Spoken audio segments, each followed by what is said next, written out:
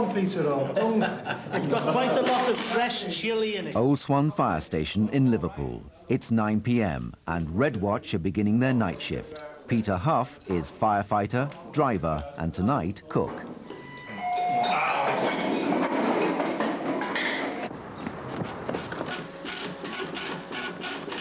Fire call, Stealth 82, Lawrence Road, Wavertree, car fire.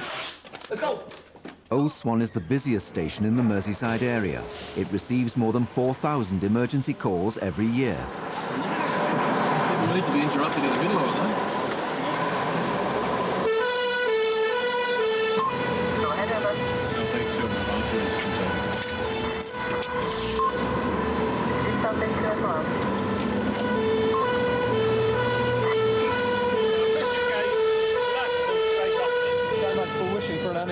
Dinner. Phil Evans and Gavin Bassey are the two firefighters riding in the back. Phil's on a year's exchange from Adelaide in Australia. Smoke. At least we didn't get interrupted for a false alarm. Holy dolly! The infrared camera fitted to Phil's helmet gets us as close to the action as the firefighters themselves. Once a jolly swag man. Jam. Fire billabong. Over Coolabah Tree. Bit of pressure there, boy. Just watch that bonnet. Hot. Not as hot as the curry.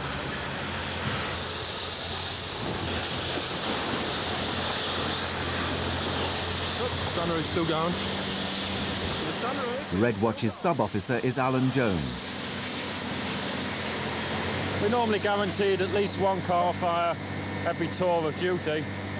It's a little early on in the evening, though, to be truthful. Normally it's nearer midnight than 9 o'clock. Oh, hey! I would imagine probably it's been stolen, dumped and set on fire. Oh, plot. Have you done a home, this chap? We're just getting the assessment number now to get some details on it. It started in the passenger compartment, so much more malicious than accidental the way it started. Oh dear, oh dear. Well, I don't want to get much for that. Sort of got a 50-50 chance of getting an uninterrupted meal. 50-50. It's all right, something like that. A couple of minutes in the microwave, it'll be as good as it was. Microwave always improves Peter's cooking. That curry was good. Shame about that. I was enjoying that curry.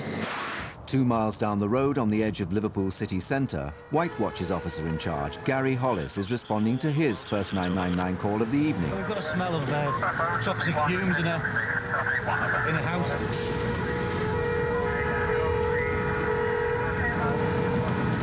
Central 4-1 in, over. 4-1, several calls being received. Received, Central 4-1 over. Calls we've received is the occupiers reported toxic fumes in the house, so it could be anything. It's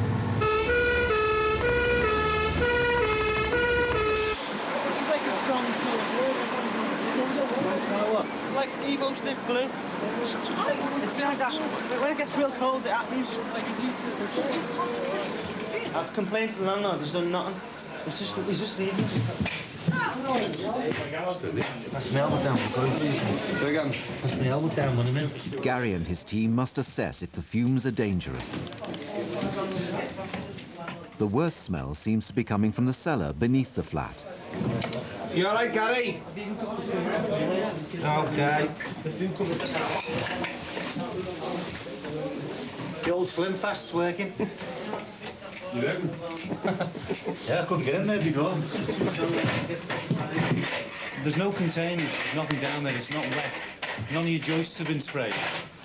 It's all clean down there. There's nothing at all. Yeah, how much checking the outside and the back suit and you get the backyard didn't come Smells strong at the front. We've got a strong smell of a solvent, which is affecting this gentleman's wife and the baby. But there's no sign of anything in this property. But the property next door is open. Children may have got in and dumped something in there, so we're just going to see if we can investigate in that side. Back up the road, Red Watch can think about getting back to their curry. Best they've seen all night. He's probably the best Australian I've ever worked with, you know that? How many do you work with? Only the one, like. I'm British. Get out my way. Lucky it's his last night. I wouldn't let him boss me around otherwise. I don't want to wait for my carry too long. God, I'm going to miss you. This is me dinner. Want my dinner? Want my dinner? Want my dinner? Want my dinner? If they saved us any of the sculptors all today. The Old Swan fire station covers Merseyside's most densely populated area. The crews are responsible for the safety of over 110,000 people.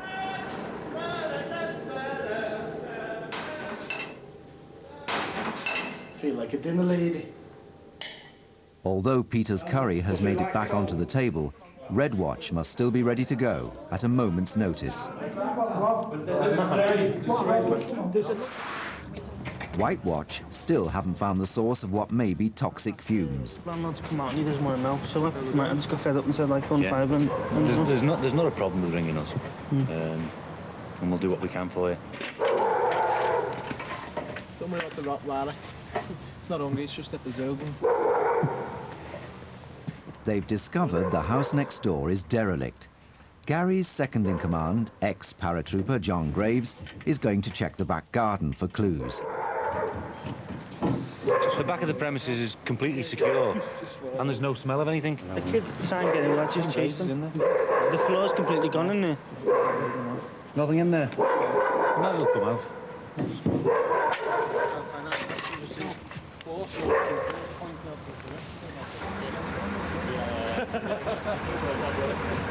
You find anything? In the meantime, I keep. Told you I went down and couldn't find Just nothing. keep it ventilated. I don't wish to see him offhandedly, unless it's an imminent danger. It's not really our problem. Nothing you can find? There's nothing we can find, and there's not a great deal to do. Well, I can't say whether or not it's a danger to you. If it's making your wife drowsy, then I suggest you. She's basically in the paper this week. The baby's only 9 months old, isn't it? Is there any way you can go? I think the best you come downstairs and mine tonight. Yeah. How are you?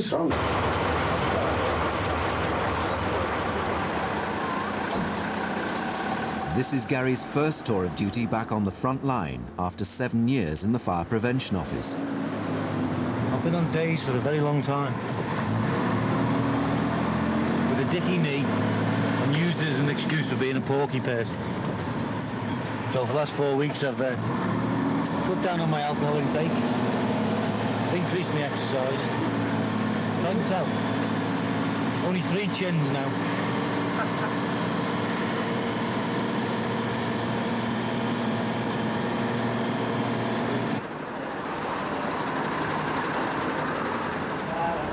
All 43 of Merseyside's fire engines are in constant touch with central control by radio.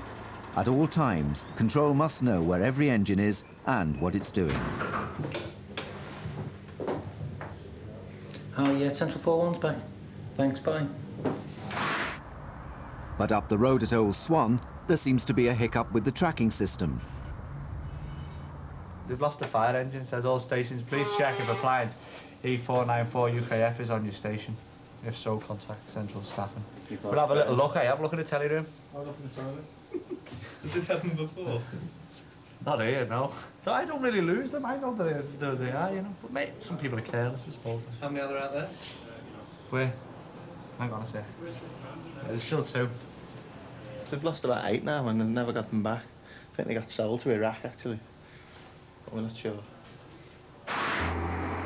Down at Low Hill, John Graves and his crew are on the road again.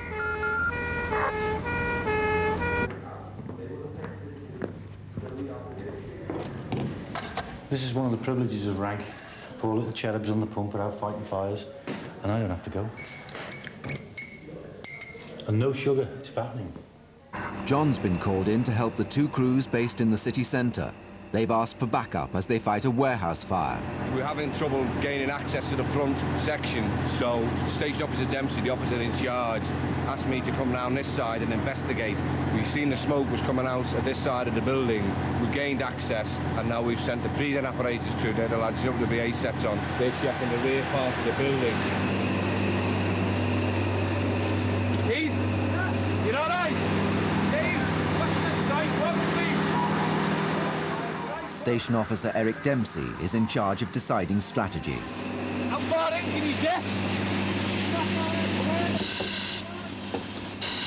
There's all hidden basements in there, so be careful. We're not going any further. We've got 2 in BA at the moment. I don't want to let a lot of men in there because it's very dangerous. What I have done is make sure my 2 Frenchmen have got plenty of water and a good escape route to get out. Because probably I'll be worried what danger of backtrack or flash over. Eric's team are finding it difficult to get at the fire from the front of the building. Although they're wearing breathing apparatus, BA as it's known, the visibility is almost zero in the smoke-filled rooms.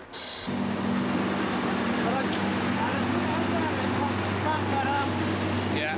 I'm not going in any further because there's rubble all over the floor. Okay. Hello, John. Let me know how you're getting on constantly. I'll stay on channel 1, over.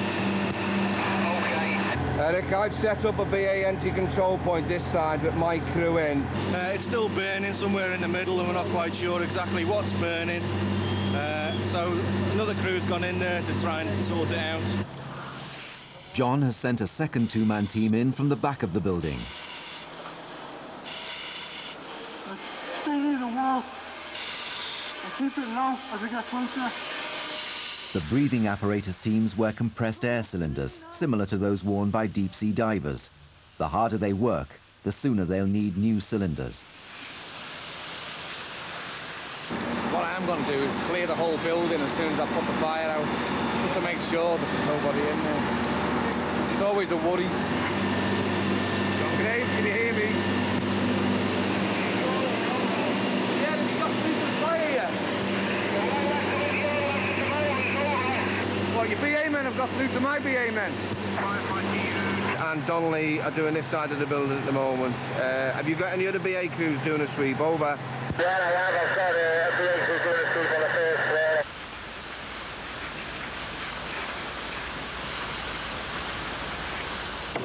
The search of the warehouse is being carried out by firefighters Kevin Hughes and Brian Donnelly.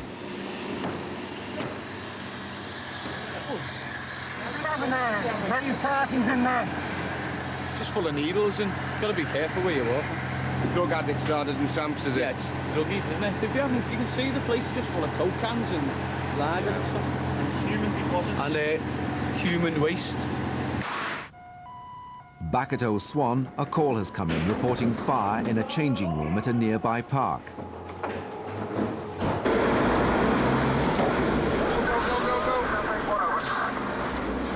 Come on, go ahead. Fires which could involve human life are given top priority. Both Old Swan's engines will respond.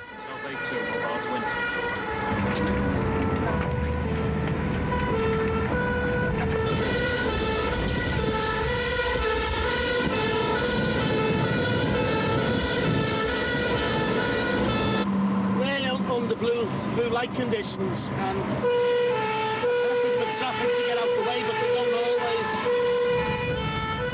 When you're ready. Yeah. Clear left. No. Stop!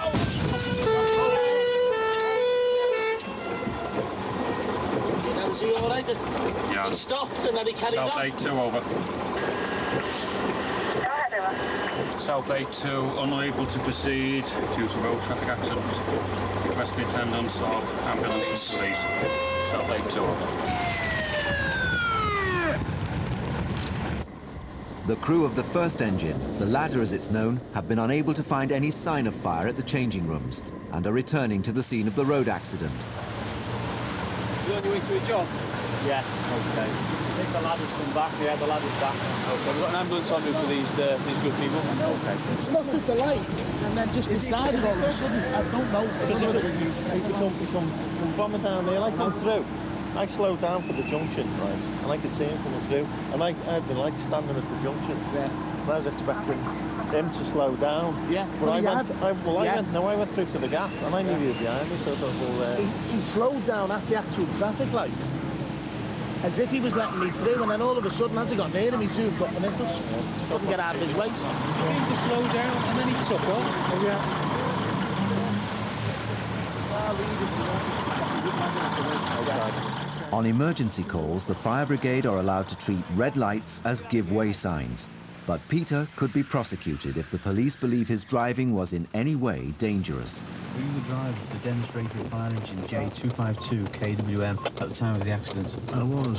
You've got to use the fire engine and make people do what you want them to do, not what they want to do. So you've got to be a bit more forceful with it and put the machine in a position to make them stop or slow down. At the end of the day, they'd probably just go in the shops, or we're going, to a call or whatever. That's far more important to get to quicker. I checked to my right, which was clear. I ambled through halfway.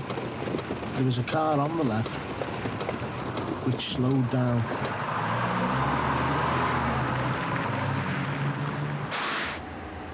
Back at the derelict warehouse, John and his team have found further signs of life. They go up into the second floor, which is what they're using to live in. And as you can see, there's the drinks down there, which is a mixture of Coke, Mets, and which is what we're quite used to, So it's a mixture of vagrants and drug addicts. Welcome to the penthouse. This is the deluxe area of the sleeping quarters. If you look around, you see the 2 sleeping bags up this end. There's obviously another bag there, and there's numerous needles, silver foil. We've actually known in the past the warehouse around the corner, we actually lifted the mattress up while the people were still on it. And we're actually on fire, and we do have a very hard job trying to actually get them out. It's a lot warmer in here than it is out in the streets on a wet, horrible night like tonight. As Kevin left the building, he met one of the warehouse residents returning home. You know where we were first? Yeah? Yeah. He said, I've got a bag of clothes, throw it down for us. So I said, there's no clothes in here, mate. He said, it's by me bed on that floor where you were. So I said, there's nothing here, mate. So I said, look, we're getting off in 10 minutes, so you can just come back and get what you want. And your gear doesn't fit us anyway. An hour later than scheduled, White Watch can head home for their meal. Well, I'm going to cook my own tea now, because I'm having something different to them tonight. And we're a bit late, aren't we? Well, we haven't got the road right. I think they're having moussaka. Moussaka. Oh, yeah. The reason Brian doesn't eat moussaka is because he's a fussy little person. He doesn't like melted cheese. And if he has beans, he can't have them on toast, he has to have them with toast, because his bean juice can't touch anything else. So, fish and chips for him tonight.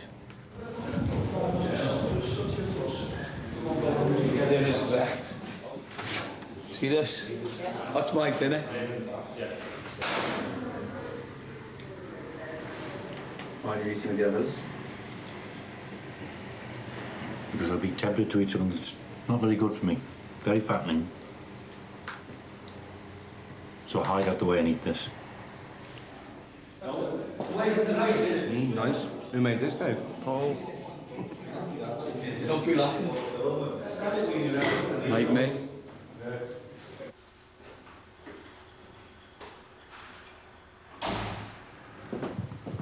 I'll take you out and introduce you to an old-fashioned smoke heater. Or should I say smoke dodger, because he's been off on time mowing tonight. Low Hill's third officer has arrived for duty and will now take charge of the second machine. Come on, you old coffin dodger. Hey. Go on now, it's a long way down. I can do it myself, You don't usually. It might take time, but I can. That's it. Hang on. This is my sub, Bill Walsh. I'm just going to get his Zimmer frame down off the cab now. I've actually got a new one. I've got Gary's old one.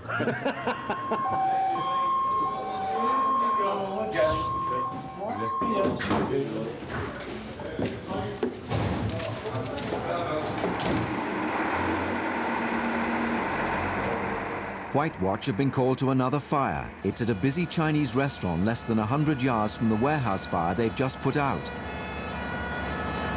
How about sending a B8 crew up here? If you've got to go into the roof base, then it's going to be smart smoking what it is. Tell you what I'll do, John. I'll send you 4 men in B8. A few minutes ago, a routine police patrol saw smoke billowing from the back of the Mayflower restaurant. The diners were unaware of the danger and had to be evacuated, but the source of the smoke is a mystery.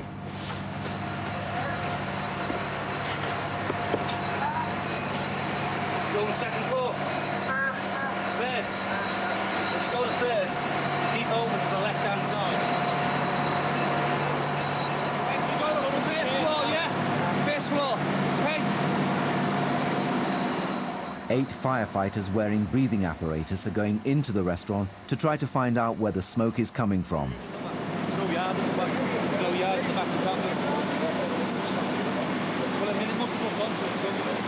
Yeah. At the moment, we've got a branch in at the front, and we've got a branch in a protected staircase. But the problem with the premises is that it's landlocked. There's no way to fight it from either side.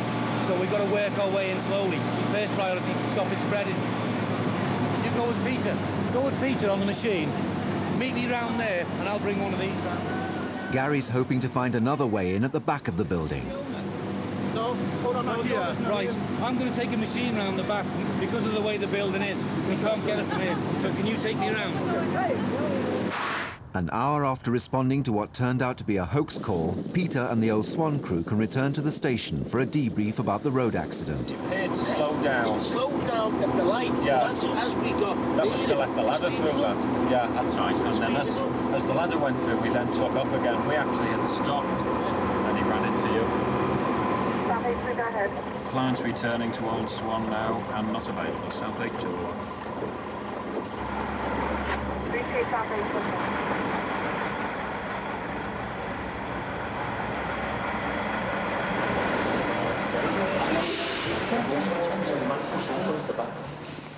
It's 2 a.m. A senior officer has been called in to assess the damage and prepare a report. Youch. There's 2 accidents I've been in with fire appliances. The last one was a trainer driver in the recruit spot. So what happens when they do prank calls on wet nights? And that was it turned out to be a false alarm tonight, wasn't it, prank call? They don't realise when they make them, do they? How many for coffee? Yes, please, Bob. Even if the police decide not to prosecute Peter, he could still be put on a brigade discipline charge. At the next, just as you go through the lights, the little filter, if you turn like the It's a bit early in the morning. All the papers we work together. I'll leave it on his desk. I'll leave it up. Are they going to what? See what you think of it. You got everything. I'll do it all neat tomorrow night when I bring your license along.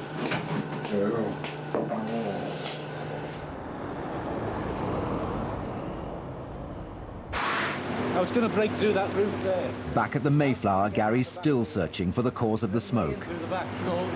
It's brick up. No. It's totally bricked up. Yeah. All right. There are 8 firefighters inside the restaurant. The cause of the explosions is unknown. An instant decision must be taken about what to do next. Get him out now. The firecracker. Get your whistles out now. Whistle. Get a ladder. Get a ladder off. Get a ladder off. 30 foot ladder. The sound of whistles is the emergency signal to the firefighters inside to get out immediately.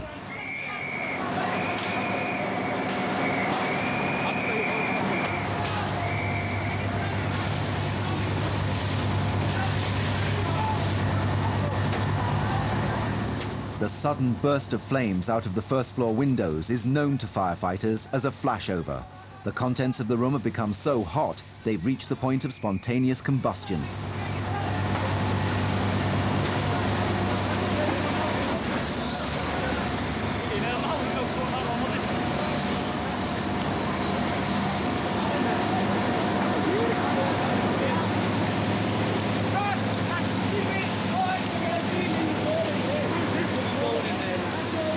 Went up into the second floor, and they just got up into the second floor, and then the lock collapsed, and then the whistles went.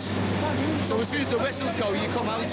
The 4 BA teams are safely evacuated, but this means they can no longer attack the fire and stop it spreading. As soon as it's safe, they'll have to go back inside. In the meantime, all their cylinders must be checked and refilled. The whole upper floors are burst into flames now.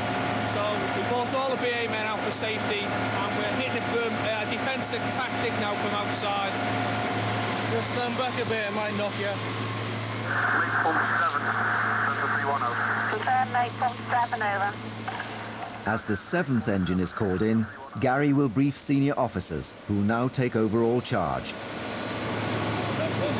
Yeah. The problem is, when I look round the back, in this corner at the back, it's going through the roof. I don't know whether they can hit it from there. What we could do now is possibly take the pump round the back. Can't get round the back there. No, you can't, because it's completely landlocked on this side and landlocked on the other side. You can't get a machine or a ladder. Get him out of there. Yeah. 1 hour later, Gary's sub-officer Billy Walsh and a small team of firefighters have been allowed back into the building. They're trying to attack the fire from a concrete staircase at one end. From this point, they can try and get closer to the fire.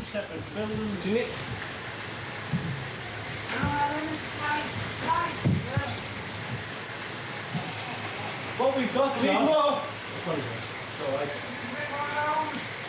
That's it, you're on our limit there.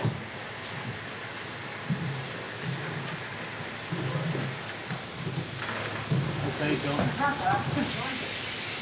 The roof's gone right through. Fell through, is it? Yeah, it's first through. How long have your two BA men got? 20 minutes.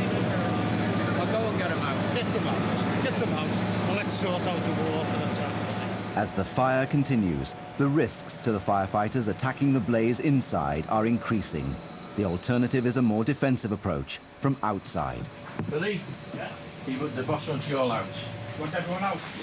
I've got the team are right on top of the fire now. They're actually there now. It's going on the floor above you, right above you. Start bringing them out. It's solid. Absolutely solid, this.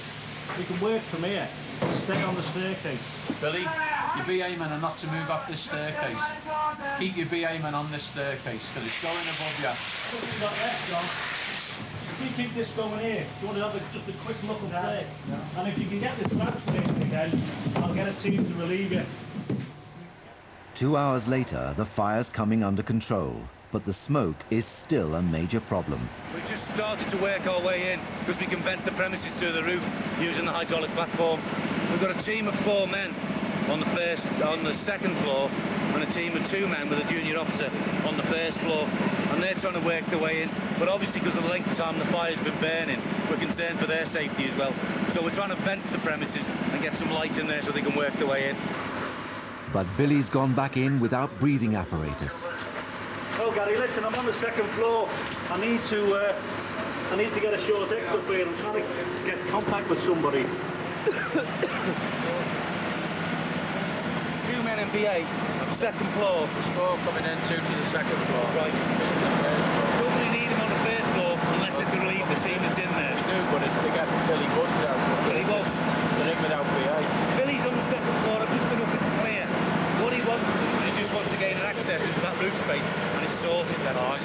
Billy's convinced that he's on the verge of beating the fire, but he's been inside without breathing apparatus much longer than any of the firefighters wearing BA. Billy? Billy Woods? Where are you? With the adrenaline surge and excitement of a fire like this, it's easy to lose track of time. Come over here. Where are you? I'm in by the stairs. This is me over here. Right, come over to your left. That's what it's all about, isn't it? Go pitch one of stories. How long have you been in for? Oh, I don't know. Probably about 3 or 4 BA sets. Don't have a little blow now. We'll just send the reliefs in now, obtaining BA wearers, and we'll start to put them in, firefighters from inside now. Is the fire under control now? Well, just about, yeah. Yeah, there's still a bit more to do, yeah, but it's under control, yeah. The fire has done so much damage, the structure of the building is now a concern. All right. It's not safe in here. I'll stay out, please. This seal my caving.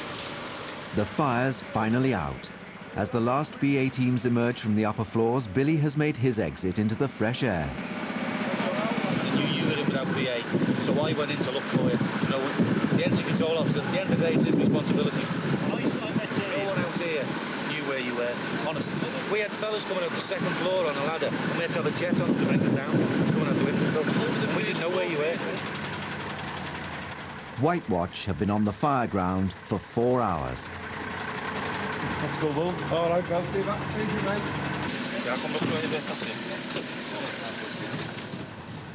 It'll only take 15 minutes to be ready again, but discussions about tactics and strategy will go on for much longer.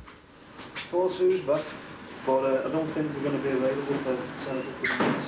There's no such thing as holding the fire. You're either fighting the fire or it's going to burn past you. And there's only room for sort of one, and that's either the fire or the firefighters, and one has to go. I prefer it to be the fire. 12 hours after the flames were finally put out, the investigation into the cause of the fire is getting underway. Arson will be at the forefront of fire investigator Mike Griffiths' mind. We've got a thriving business with full order books, and a fire occurring at a time where we're coming to the busiest time of the year. In fact, all the time that we've been here doing an investigation, we've had people coming in for their meals, and we've had people asking can they have their deposits back because they're trying to reboot. The investigation must establish why the fire went undetected as long as it did, and how customers were able to continue eating their meals while smoke was pouring out of the back of the building. Now we're starting to get down to the lowest point of burning. We've got an excellent exit point for the fire running on this timber wall boarding. So everything that's going on here, anybody who's underneath is unaware, and the fire is travelling upwards. Now that Mike's identified the lowest level of fire damage, he can try and pinpoint where it actually started. What we'll do now is we'll confirm by going to the other side of this wall, because the idea is that I want to see everything both above and at the side, and then eventually get to the point where...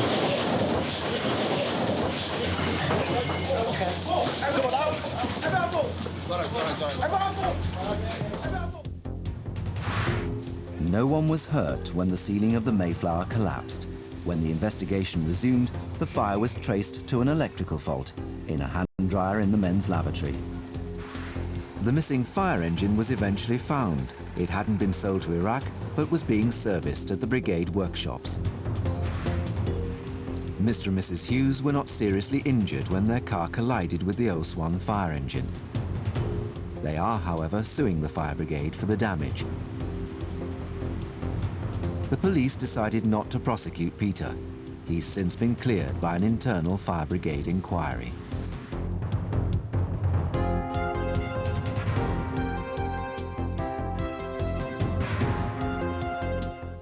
Next Wednesday, the fire